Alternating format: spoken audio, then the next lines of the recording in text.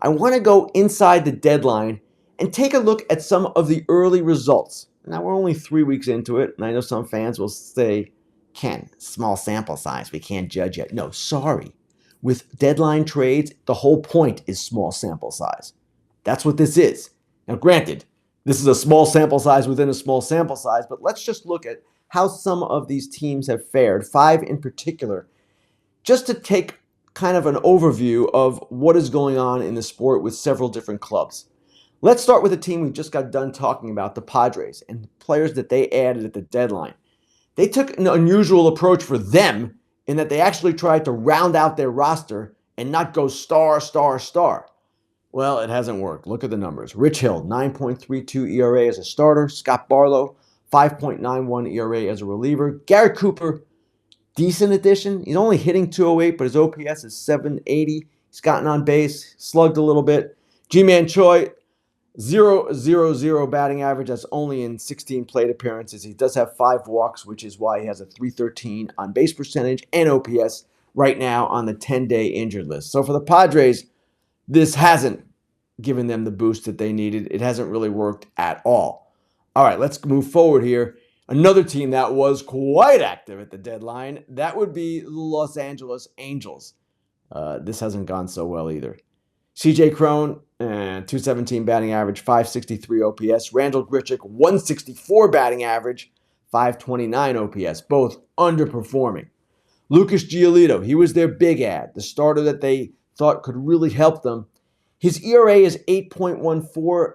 Now, it's skewed a little bit by one bad start. 3 of his 4 have been okay. But what you need from a guy like Lucas Giolito when you acquire him at the deadline is for him to really get going right away. Hasn't happened. Ronaldo Lopez, the reliever from the White Sox, much better.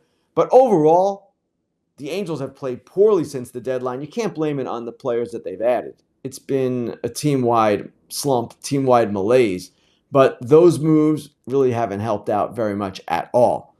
The Brewers, a team that did some things at the deadline that I really liked.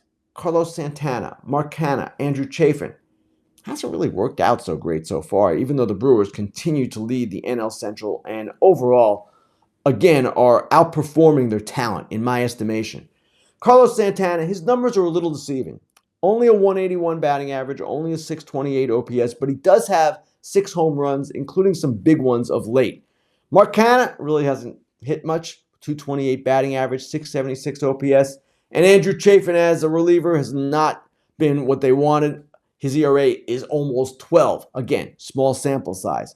Now, let's look at 2 teams that have done a little bit better at the deadline. And I'm talking first about the Miami Marlins. The Marlins, a team with offensive struggles all year long, added 2 hitters, one of whom was struggling, and one who was just a guy who crushes the ball. That's Jake Berger. He's done quite well. Jake Berger, 359 batting average, 954 OPS with the Marlins.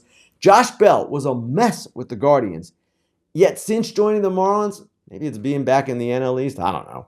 288 batting average, 962 OPS. He's been a huge addition. The 2 relievers, Jorge Lopez and Ryan Weathers, have not fared well. Weathers hasn't pitched all that much. But at the same time, it's the offense that the Marlins really needed, and they got it. And now the team that right now looks like the biggest winner at the trade deadline, and that would be the Texas Rangers. My goodness, this has worked out great. They needed pitching. They got pitching. Jordan Montgomery, 2.50 ERA so far. Scherzer wasn't really good yesterday, but his ERA with the Rangers is still 2.66.